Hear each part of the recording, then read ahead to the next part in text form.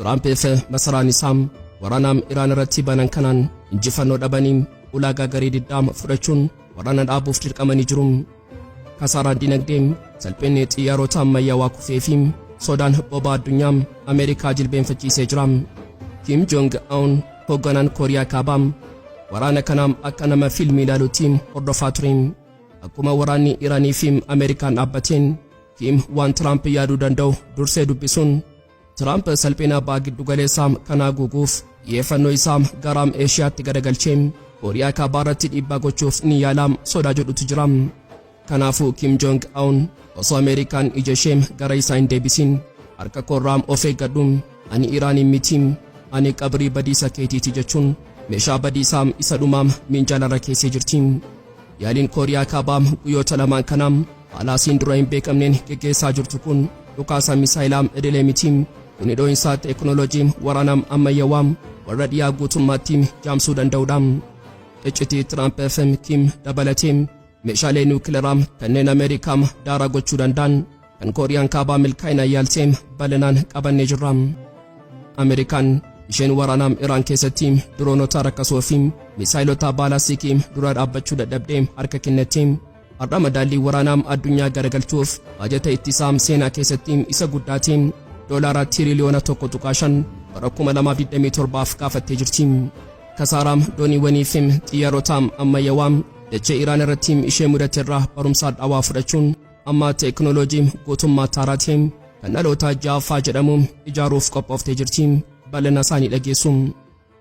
Waraanni abbaa giddu galeessaa inni pireezidaantiin Tiraamp Iraaniin nan barbadeessaa jechuun itti seene sun dachee Faarsii qofa osoo hin taane utubaa waraanaa addunyaa warra dhiyaa kakuu waraanaa kaaba Atlaantik yookaan neetoo hundeerraa diiguuf qarqararra ga'ee jira. Iccitii jabaa kufaatii warra dhiyaa saaxilu kana yoo xumuraatti nu faana turtan bal'inaan ni dhageessu. Qophii keenya laayik gochuun jalqabaan affeerraa keenya yeroo maraati. Yooyyaam ashama harka fuunii kabajamtoota dhaggeeffattoota keenya kun Oromiyaa 24 Newsdha. Kanneen chaanala YouTube keenya afaaraa taatan subscribe gochuun maatii keenya ta'aa. Qophiin keenya namoota hedduu bira akka ga'uuf like share gochuun waliif qooduun dagatinaa. Haga xumuraa qophii keenyaatti turtii gaarii.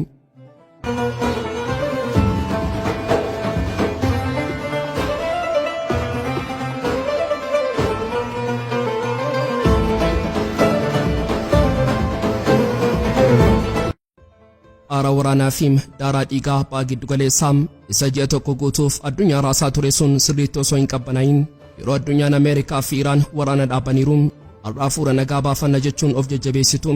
Eeshiyaa baarraa bakka kaan onnee dinagdee fi teekinooloojii warra dhiyaa cabsu tokko oo'ee jira.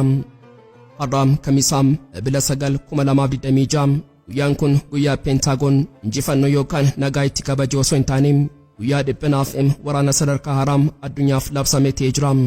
Kooriyaan Kaabaa biyyattiin hidhaa dukkanaa keessa jiraattu meeshaalee waraanaa addunyaa kana daqiiqaa muraasa keessatti gara bara dhagaatti deebisuu danda'an yaaluu ishee ifatti labsitee jirti. Meeccitiin yaalii meeshaa waraanaa kanaa keessattuu yeroo inni itti filatame kana ija xiinxalaatiin gadi fageenyaan haa ilaallu. Tiraamp fi masaraan isaa waraanaa Iraan irratti banan kanaan injifannoo dhabanii ulaagaa gareewwan diddaa fudhatanii waraana dhaabuuf dirqamanii jiru. Kasaaraan dinagdee salphinni xiyyaarota ammayyaawaa kufee fi sodaan bobaa addunyaa Ameerikaa jilbeenfachiisee jira. Kim Jong Un hoogganaan Kooriyaa Kaabaa waraana kanaa akka nama fiilmii ilaaluutti hordofaa ture. Akkuma waraanni Iraanii fi Ameerikaa dhaabbateen Kim waan Tiraamp yaaduu danda'u dursee dubbise. Tiraamp salphina abbaa giddu galeessaa kanaa guuguuf xiyyeeffannoo isaa gara Eeshiyaatti garagalchee Kooriyaa Kaabaa irratti dhiibbaa gochuuf ni yaala sodaa jedhutu jira. Kanaafuu Kim Jong Un osoo Ameerikaan ija ishee gara isaa hin deebisin harka koorraa of eeggadhaa, ani Iraanii miti, ani qabrii badiisa keessaniiti jechuun meeshaa badiisaa isa dhumaa minjaalarra kaa'ee jira. Yaaliin Kooriyaa Kaabaa Ebila 6 hanga 8 gidduutti geggeessite kun dhukaasa misaayilaa idilee miti. Kuni dhoohinsa teekinooloojii waraanaa ammayyaawaa warra dhiyaa guutummaatti jaamsuu danda'udha. Inni jalqabaa fi hunda caalaa nama naasisuun meeshaa elektiroomagneetii yookaan EMP yaaluu isheeti. Meeshaan kun maal hojjetaa gaaffii jedhuuf EMP'n meeshaa lubbuu namaa kallattiin ajjeesu miti. Inni meeshaa qaroomina ajjeesudha. Yeroo boombiin EMP samii biyya tokko fakkeenyaaf Ameerikaa yookaan Kooriyaa Kibbaa irratti dho'e dabbaliin inni uumuun elektirooniksii lafarra jiru hundaam sekoondii tokko keessatti gubeem daara godham. Kompiitarri ni dhaabbatam, sararri itti isaanii caccabam, intarneetiin ni badam, xiyyaaronni samiirra harca'um, baankiin ni cufamuum, konkolaataan ammayyaawaan bobaa dhabee ni dhaabbatam. Biyya tokko daqiiqaa tokko keessatti waggaa 200 duubatti deebiteem gara bara dhagaatti dhuftiim. Iraan yeroo Tiraampen bobaa keefiim ibsaa kee dukkaneessina jechuun doorsistum. Kim Jong Un ammoo ani teekinooloojii fi qaroomina kee guutummaatti nan balleessaam jechaa jiram. Dabalataan Kooriyaan Kaabaa bombiiwwan kaarboon faayiberii yookaan faayiberii kaarboonii yaaltee jirti. Bombiin kun yeroo dhow shiboo kaarboonii qilleensa keessatti bittinneessuun sarara ibsaa guutummaatti uwwisee ibsaa biyya tokko guutummaatti balleessuu danda'a. Inni lammaffaan ammoo misaayila baalastiikii taaktikaalaadha. Innis Hwasong 11GA yookaan KN-23 jedhamudha. Misaayilli kun fooyya'insa teekinooloojii misaayilaa Iskaandar kan Raashiyaatiin wanti yeroo kana adda isa godhu mataa waraanaa dhow idilee osoo hin taane bombii facaa yookaan kilaasaraa baachuu isaatiin. Akka waraanni Kooriyaa Kaabaa labsetti misaayilli kun lafa hektaaraa 6.5 hanga 7 guutuu yeroo tokkotti dhukaasaa olaanaatiin uwwisee guutummaatti gara daaraatti jijjiiruu danda'a. Kana jechuun yoo buufata waraanaa Ameerikaa yookaan diinaarratti dhukaafame wanti lafa sanarra jiru taankiin xiyyaarri loltuun tokkollee lubbuun hin hafu jechuudha. Kuni madaallii waraanaa lafoo fi dhiyoo keessatti miidhama guddaa diinarratti fida. Wanti hunda caalaa qalbii hayyoota waraanaa hawwate garuu yaaliiwwan gurguddoo kana hundarratti hoogganaan biyyattii Kim Jong Un qaamaan argamuu dhabuu isaati. Kanaan dura misaayilli xiqqoon yeroo dhukaafamullee Kim achi dhaabbatee suuraa ka'aa ture. Har'a garuu maaliif hafe? Kuni waraana xiinsammuu isa sadarkaa dhumaati. Kim addunyaatti waan agarsiisuu barbaade tokko qaba. Waraannii fi teekinooloojiin koo nama tokko yookaan anarratti kan hundaa'e miti. Inni dhaabbataadha. Ani jiraadhees yoo rafees loltoonni koo dachee keessan daara gochuuf dandeettii of danda'a qabu. Kun Ameerikaadhaaf ergaa jabaadha. Sirni Kooriyaa Kaabaa of danda'e akka hojjetu agarsiisa. Mee amma iccitii dhiphinaa warra dhiyaa kanaa gadi fageenyaan hubachuuf jabina humna waraanaa Kooriyaa Kaabaa guutummaatti haasakattaanu. Ameerikaan maaliif biyyeettii fi ugguraan cufamte kanaa ija keessa ilaaltee sodaatti. Inni jalqabaan humna niwukileeraa fi misaayilaa ardii qaxxaamuruudha. Kooriyaan Kaabaa bombii niwukileeraa 50 ol of harkaa qabdi. Garuu bombiin qofti gahaa miti. Baattuu isaa barbaada. Kooriyaan Kaabaa misaayilota Hwasong 70 fi Hwasong 80 qabdi. Hwasong 18 misaayila bobaa jabaa fayyadamudha. Misaayilli kun daqiiqaa 30 qofa keessatti qilleensa tarsaasee magaalaa Washington DC yookaan New York ga'uu danda'a. Kanaafuu Ameerikaan Kooriyaa Kaabaa rukkutuun ishee daqiiqaa 30 booda magaalaan Ameerikaa tokko daaraa niwukileeraa akka taatu taasisa. Kuni madaallii badiisaa walootiin. Lammaffaan humna waraanaa lafa jalaa fi doonii bishaan jalaati. Kooriyaan Kaabaa gaarreen ishee jalatti magaalaawwan waraanaa ijaarrattee jirti. Misaayilonni hundi holqa dhagaa keessatti eegamu. Kana malees Kooriyaan Kaabaa dooniiwwan bishaan jalaa hedduu qabdi. Eenyaa kanaam doonii bishaan jalaarraa misaayila niwukileeraa dhukaasuu danda'u yaaltee jirti. Kana jechuun yoo Ameerikaan Kooriyaa Kaabaa guutummaatti lafarraa xillee dooniin bishaan jalaa tokko garba Paasifik keessaa ol ba'ee haaloo ba'uuf Ameerikaa rukutuu danda'a. Sababoota Kooriyaan Kaabaa biyyoota warra dhiyaa biratti sodaatamtu keessaa inni sadaffaan ammoo galaana ibiddaa fi humna lafooti. Daangaa Kooriyaa Kaabaa fi Kibbaa gidduurraa magaalaan guddittiin Kooriyaa Kibbaa Seul kiiloomeetira 50 qofa fagaatti. Kooriyaan Kaabaa daangaa kanarratti buufataawwan madifii fi rookeetii 10,000 ol qabsiiftee eegaa jirti. Yoo waraanni keem saatii tokko keessatti Seulii fi loltoonni Ameerikaa 28,000 ol achi jiran galaana ibiddaa keessatti gubatu. Kuni kiyyoo Ameerikaan eessattiyyuu keessaa ba'uu hin dandeenyedha. Afuraffaan waraana saayibaree fi koomaandoodha. Kooriyaan Kaabaa hiyyeetti taatus gareem haakerootaa addunyaa irratti sodaataman kan akka Lazarus Groupiin of harkaa qabdi. Gareen kun baankota addunyaa cabsee doolaara biiliyoonataa sirna kompiitara diinanii jaamsaa. Dabalataan loltoota koomaandoo 200,000 ol qabdi. Isaan kun warra dhiiga isaanii biyyaaf dhangalaasuuf leenji'anidha. Walumaa galatti haalli addunyaan keessa jirtu kan nama rifachiisudha. Ameerikaan baa giddu galeessaa keessatti Iraaniif jilbeenfattee waraana dhaabuuf dirqamtee jirti. Gara baatti yeroo garagaltuu ammoo Kim Jong Un meeshaa EMP fi bombii facaa qabatee misaayila dachee Ameerikaa ga'u of cinaa dhaabee ishee eegaa jira. Waraanni Iraan waan tokko addunyaa barsiisee jira. Ameerikaan teekinooloojiin yoo boontillee obsaam tarsiimoo dhokotaa fi madaallii sodaachisuutiin ni injifatamti. Kooriyaan kaabaa ergaa gabaabaa dabarsitee jirti. Iraan misaayila idileetiin isin cabsite. Nuti ammoo EMP fi nuukileera qabna. Yoo morma keenya tuqxan qaroomina keessan dachee irraa haqna jettee jirti. Addunyaan ammaa ulee Ameerikaa jalaa baati. Madaalli humnaa gara baatti hiriiraa jirti. Samiin addunyaa keenyaa inni yeroo dhiyoo asitti aara waraanaa fi misaayilaatiin haguugamee ture. Ammas dambalii haaraa fi sodaachisaa tokkoof of qopheessaa jira. Erga waraanni abbaa giddu galeessaa Ameerikaa fi Iraan gidduutti karaa dippiloomaasii dirqisiisaatiin dhaabbatee booda Pentaagoon keessatti mariin godhamu waraana eegaluu osoo hin taane akkamitti salphina mudanne kana deebifnaa kan jedhudha. Har'a Ebila 9 2026 Waashingtan labsii waraanaa isa guddaa kan onnee addunyaa raasuu labsitee jirti. Mee labsii kanaa gadi fageenyaan haa ilaallu. Ameerikaan isheen waraanaa Iraan keessatti diroonota rakkasuu fi misaayilota baalaastikii dura dhaabbachuu dadhabdee harka kennatte. Har'a madaallii waraanaa addunyaa garagalchuuf baajata ittisaa seenaa keessatti isa guddaatiin $1 tiriliyoona 1.7 bara 2027 gaafattee jirti.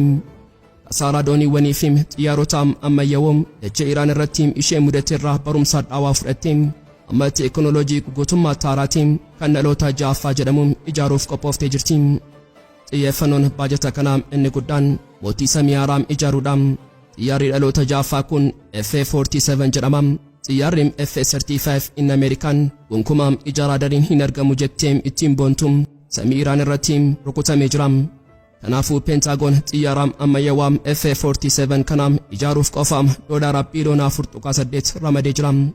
F-47 kun xiyyaara idilee miti. Inni teekinooloojii AI saffisa qilleensaa fi dandeettii ija diinaa jalaa guutummaatti dhokachuu kan qabudha. Garuu wanti hunda caalaa nama rifachiisu Ameerikaan waraana Iraan irraa waan tokko barattee jirti. Dirooniin injifannoo fida. Kanaafuu $1 biliyoona 1 ramaduun waraana qilleensaa guutummaatti jijjiiruuf jirti. Tarsiimoon haaraa kun CCA yookaan diroonota qindaa'oo jedhama. Dabalataan kasaaraa misaayilaa fi boombii waraanaa abbaa giddu galeessaa keessatti ishee mudatee bakka buusuuf Ameerikaan warshaalee ishee dhoosuuf qophooftee jirti. Misaayilli PRSM kan lafa rukutu kanaan dura waggaatti 108 qofa oomishama ture. Amma gara 1134 ol guddatee jira. Misaayilli kuruuziin Tomahawk inni beekamaan 55 irraa gara 785 dachaadhaan akka oomishamu ta'ee jira. Kun kan agarsiisu Ameerikaan waraana dhumaa fi saammaataa tokkoof tarii Chaayinaa yookaan Raashiyaa waliin kuusaa meeshaa waraanaa ishee ariitiin guuttachaa jirti. Galaana irrattis dhiphinnee fi qophiin kun wal fakkaataadha. Dooniiwwan gurguddoo xiyyaara baatan kanneen akka Gerald Rford fi dooniiwwan bishaan jalaa niwukileeraa ijaaruu saffisiisuuf jirti. Dabalataan sadeen niwukileeraa ishee ammayyeessuuf $1 biliyoona 21 ramaddee jirti. Kana keessaa xiyyaarri boombii niwukileeraa baatuun inni dhokataan B-21 Raider isa ijoodha. Mee dhugaa waraanaa fi dinagdee addunyaa har'aa kanaa wal bira qabnee ilaallu. Ameerikaan waraana Iraan keessatti $1 biliyoonaan lakkaa'amu gubdee jirti. Sirni ittisaa ishee burjaajee har'a baajata tiriliyoona 1.5 gaafachuun ishee of tuulummaa osoo hin taane sodaa fi dhiphinaa Pentaagoon agarsiisa. Chaayinaan dhiyeenya kanaa sirna saatalaayit yaaraa isheetiin addunyaa to'achaa jirti. Kooriyaan kaabaa misaayila dachee Ameerikaa rukutuu yaaltee jirti. Raashiyaan waraana Yuukireen keessatti teekinooloojii warra dhiyaa dacheetti maqtee jirti. Iraan ammoo kiyyoo dinagdee fi diroonotaan Ameerikaa jilbeenfachiisee jirti. Ameerikaan amma bara gooftummaa ishee deebifachuuf wixxiifachaa jirti. F-47 fi diroononni dhaloota ja'affaa kunniin deebii Ameerikaan sadeen sibiilaa yookaan Chaayinaa, Raashiyaa fi Iraaniitiif qopheessaa jirtudha. Garuu gaaffiin guddaan tokko ni ka'a. Teekinooloojiin $1 tiriliyoonaan ijaarame kun obsaa tarsiimoo dhokotaa fi diroonota rakkasoo biyyoota abbaa kanaa dura dhaabbachuu ni danda'a laata? Seenaan waraanaa Iraan kanaa waan nu barsiisu yoo jiraate teekinooloojiin sammuu dhala namaa fi kutannoo sabboonummaa injifachuu hin danda'u kan jedhudha. Waraanni abbaa giddu galeessaa inni pireezidaantii Tiraamp Iraaniin barbadeessaa jedhee itti seene sun dachee Faarsii qofa osoo hin taane utubaa waraanaa addunyaa warra dhiyaa kakuu waraanaa kaaba Atlaantik yookaan neetoo hundeerraa diiguuf qarqararra ga'ee jira. Donald Trump masaraa White House keessa taa'ee aarii fi qaaniidhaan bobba'aa jira. Waraana guyyoota 40 Iraan irratti geggeesse kanaan meeshaa isaa fi $1 biliyoonaan lakkaa'amu yeroo gubu iji isaa gara Awurooppaa ilaalaa ture. Michoonni koo dhufanii na gargaaru Iraaniin waliin taane caccabsinaa jedhee eegaa ture. Garuu hooggantoonni Awurooppaa yookaan miseensonni neetoo akkas godhan. Misaayilaan Iraaniif cufamu ulaa Hormuz waan sodaataniif nuti maraatummaa kana keessa hin gallu jedhanii Tiraampiin dirree waraanaatti kophaa dhiisan. Tiraamp irraa obsaa fixatee miidiyaa isaa Truth Social irratti akeekkachiisaa lafee warra dhiyaa cabsu tokko labse. Neetoon yeroo nuti isaan barbaanne nu bira hin turre, borus yoo isaan barbaanne nu cinaa hin dhaabbatan jechuun aarii isaa dhangalaase. Tiraamp asirratti hin dhaabbanne madaallii waraanaa kana salphina gonkumaa hin haqamne jechuun waame. Ameerikaan gargaarsa biyyoota neetoo hin barbaaddu, isaan waan danda'an hunda godhanii nu gargaaruu didaniiru jedha. Kun ergaa salphaa miti. Kun akeekkachiisaa Ameerikaan neetoo keessaa ni baatti jedhudha. Wanti hunda caalaa nama ajaa'ibuu fi sammuu Tiraamp isaa xulu ammoo yeroo inni aarii neetoo kana keessatti dhimma Giriinlaand kaasudha. Tiraamp barreeffama isaa keessatti Giriinlaand odola cabbii ishee bulchiinsa badaa qabdu sana yaadadhaa jedhe. Barreessaan olaanaan neetoo Maark Ruuteen dhiphina peentaagoonii fi Biraasel kana dhoksuu hin dandeenye. Walgayyaa ariifachiisaa erga taa'ee booda pireezidaantiin Tiraamp michoota neetoo irratti aarii fi abdii kutachuu guddaa qaba jechuun dhugaa jiru uummataaf ifa godhe. Awurooppaan amma sodaa guddaa keessa jirti. Yoo Ameerikaan neetoo keessaa baate Raashiyaan daangaa baha Awurooppaa guutummaatti liqimsuuf karaa banaa argata. Walumaa galatti Tiraamp yeroo waraana kana eegalu Iraanin gara bara dhagaatti deebisna jedhee ture. Har'a garuu dhugaa mul'atuuf faallaadha. Kasaaraan waraana kana Iraaniin osoo hin taane kakuu neetoo gara diigumsaatti deebisaa jira. Dacheen Faars har'aa qabrii of tuulummaa Ameerikaa qofa osoo hin taane qabrii tokkummaa warra dhiyaa ta'uuf jirti. Addunyaan ammaa Tiraamp aarii Iraan irratti qabu kanaan akkamitti neetoo akka diiguu fi madaallii addunyaa guutummaatti akka garagalchu ija ajaa'ibsiifannaan ilaalaa jirti. Waraanni tokko dhumus ho'iinsi siyaasaa inni guddaan ammaa eegalamee jira. Egaan kabajamtoota dhaggeeffattoota Oromiyaa 24 News qophiisaatii kanaaf qabannee dhiyaanne asuma irratti goolama. Kanneen chaanala YouTube keenyaaf haaraa taatan subscribe gochuun maatii keenya ta'aa. Qophiin keenya namoota hedduu bira akka ga'uuf like share gochuun waliif qooduu hin dagatinaa. Haga xumuraatti waan nu faana turtaniif galatooma.